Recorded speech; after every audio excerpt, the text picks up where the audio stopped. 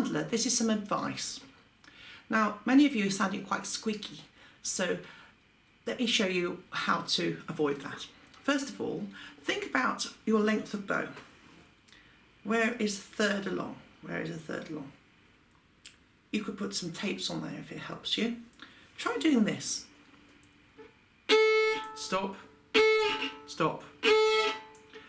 You can see I'm trying to do a third of a bow. See if you can do this.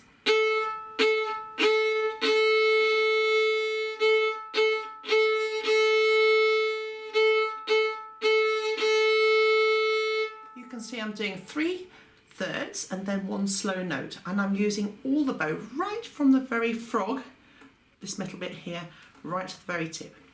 That's the first thing to practice. Make sure you can do that really well. Then you can try and do it in this way.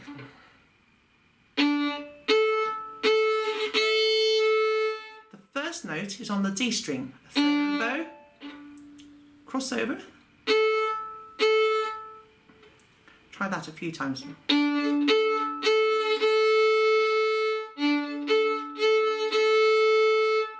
Make sure the tip of the bow doesn't slide. Now when you've mastered that, you've then got the problem of the string crossing with your fingers. Now I strongly suggest that you get your second finger on the A string, on the C natural, and put it there. No collapsed wrists. You can see my thumb go straight down. That's the C. Now the third finger, can you practice doing this?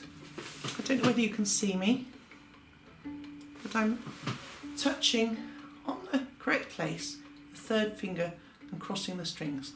Now when you've got used to doing that with your second finger still down, try this. Try that a few times. When you've got that, try.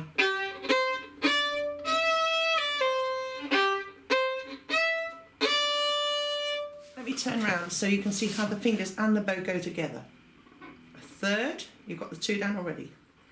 The wrist is not collapsed.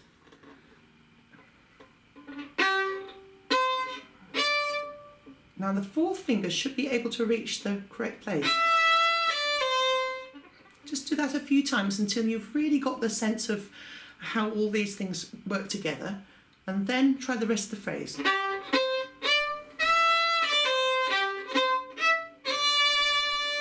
Now the next bit is quite tricky too, because you have an F natural, which is like a bit like a flat, isn't it? Right at the back. Now the back of your hand, if you've got a large hand like mine, mine's actually touching the pegs because I've got a big hand. Yours needs to be pulled back anyway for that natural. Do not do this. I see this all the time, and of course you can see then your fourth finger is weak and the other fingers will collapse like that. You see that with children all the time. So, and that's particularly true of F naturals. So you've got, just practice doing that.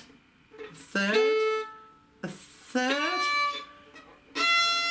When you do the last note, make sure that that finger is square. Can you see the shape of my finger? Yeah, not that. You will not be able to do the four. So when you've mastered that, you've got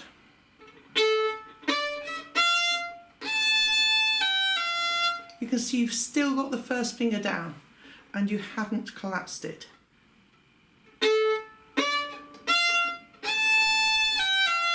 Now the next bit,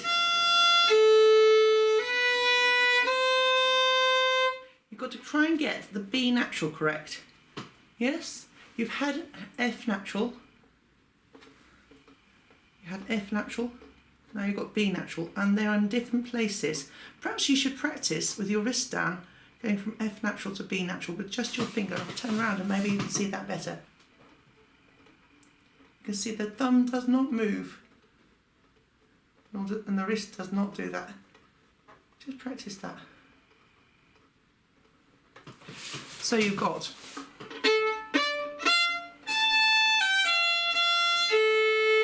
and now C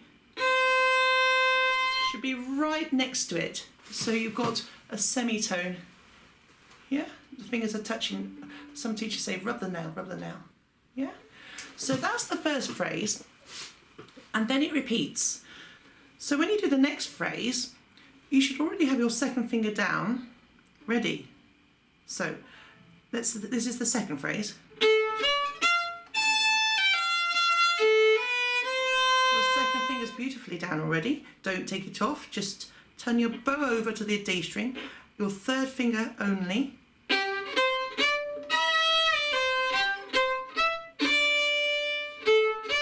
Pull your whole wrist back.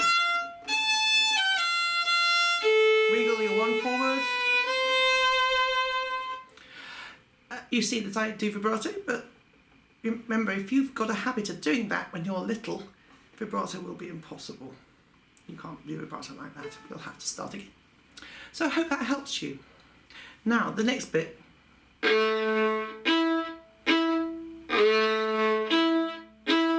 I think it's a good idea for you to do this exactly with a correct bow math to start with. Because I do hear a lot of... So we want to try and get the whole bow moving.